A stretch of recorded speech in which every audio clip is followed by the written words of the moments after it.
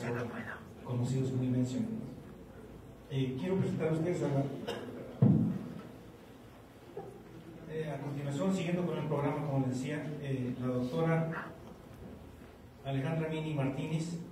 Ella es cardióloga egresada del Hospital 1 de Octubre. Nos va a disertar sobre los factores de riesgo de la genética en la hipertensión arterial.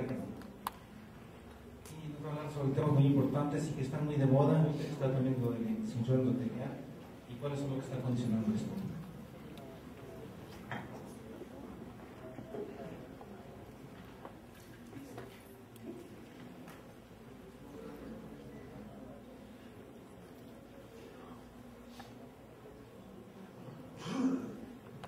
Gracias, primero que nada al doctor Ricardo Alvarado y al doctor Hugo Hernández por tomar la invitación y a todo el comité organizador.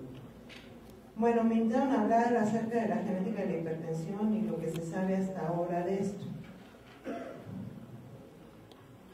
Empezaremos con lo que dijo este fisiólogo ganador del premio Nobel de mediados del siglo pasado, que es una verdad profunda, que la naturaleza no lo sabe todo, que la evolución genética es una historia de desperdicio, provisionalidad, descompromiso y desacierto. Es decir, que para que seamos lo que hoy, todos los que estamos aquí, lo que hoy somos, esto tuvo que haber pasado millones de años en una situación de ensayo-error, que finalmente nos trajo aquí, y pues ahora parece ser que con todos nuestros malos hábitos estamos haciendo todo lo que no tendríamos que hacer.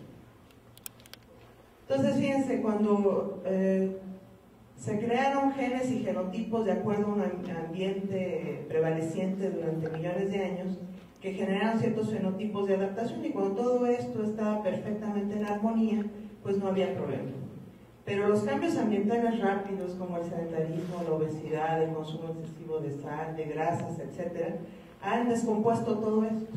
Y hemos tenido que echar mano de mecanismos o de mecanismos sustitutivos o de cambios mal adaptativos, que en aras de tratar de frenar o resolver una enfermedad, generan otra enfermedad o perpetúan la misma, como es en el caso de la hipertensión arterial.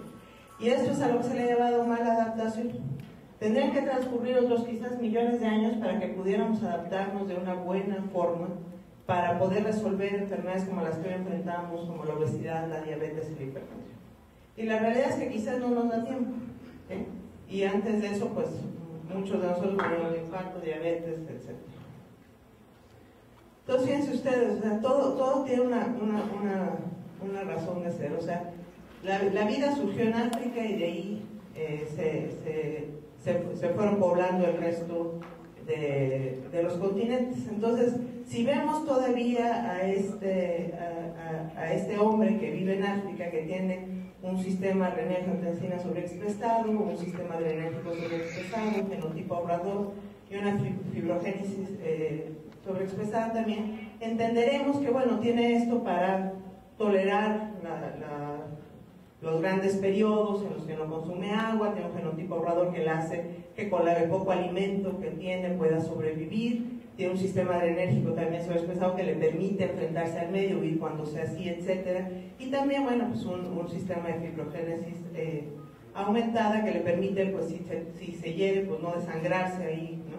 Sin embargo, cuando trasladamos a este mismo hombre ahora a Nueva York, pues todo esto que le servía en su ambiente natural, ahora le causa enfermedad.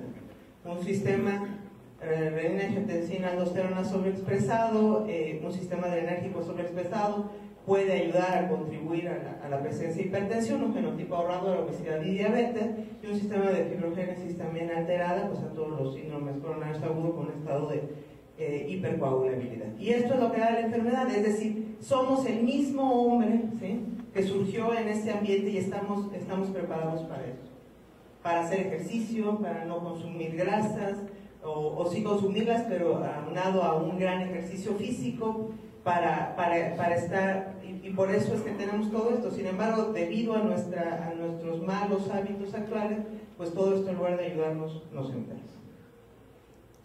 Entonces, bueno, ya sabemos desde hace mucho tiempo que dentro de la etiopatogenia de la hipertensión arterial hay factores hereditarios y factores ambientales. Esta es una enfermedad de la que conocemos como 50% podríamos decir factores hereditarios y factores ambientales, y las dos se conjugan para alterar los mecanismos de control de la hipertensión arterial y entonces el sujeto desarrolla hipertensión.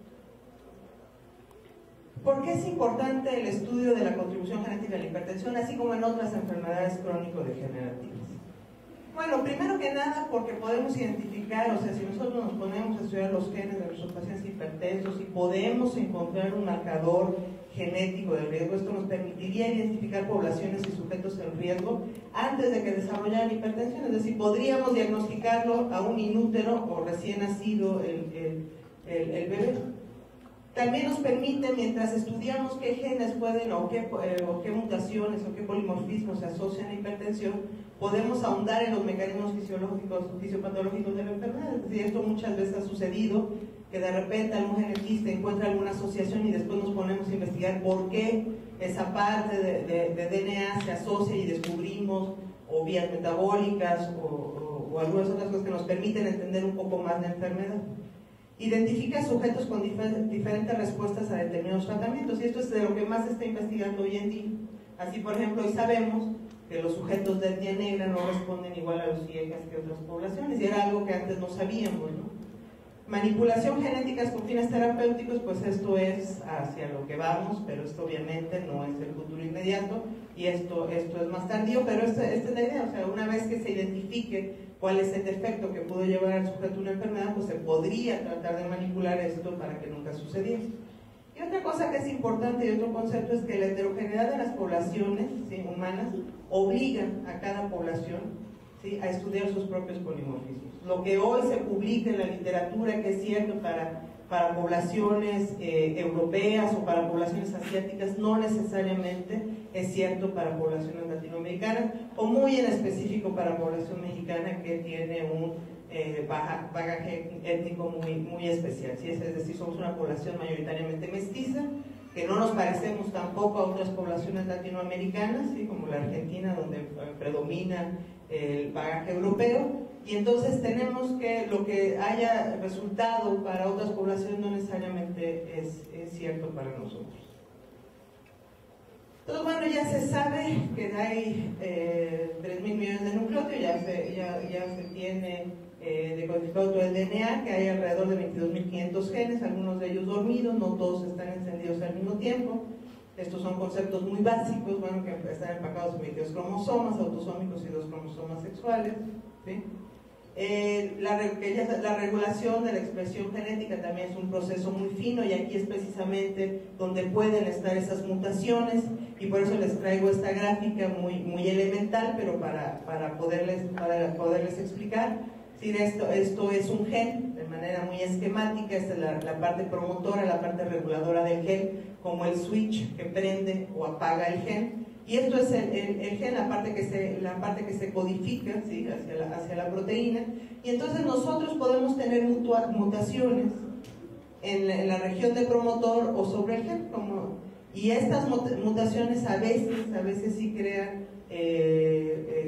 problemas serios. Por ejemplo, si en alguna de estas secuencias de reconocimiento que permite la expresión del gen se muta alguno de estos nucleótidos, esto puede favorecer o que el gen se transfiera más rápido, o bien que se apague, y las mutaciones ya sobre el gen que se codifica hacia la proteína, pues pueden dar cambios en la proteína que pueden hacer cosas diferentes. Entonces, las mutaciones o que actualmente se investigan para enfermedades de las que ustedes quieran, dentro de las que se incluye la hipertensión, pues muchas veces se buscan en las regiones reguladoras llamadas promotoras, o ya en las partes del gen que se codifican hacia la proteína. ¿Sí? Aquí, por ejemplo, esto es lo que sucede con la enzima, por ejemplo, convertida a angiotensina, donde está depletada una secuencia de nucleótidos, y entonces esto que es quizás uno de los polimorfismos que más se han estudiado y el que más van a encontrar ustedes en la literatura,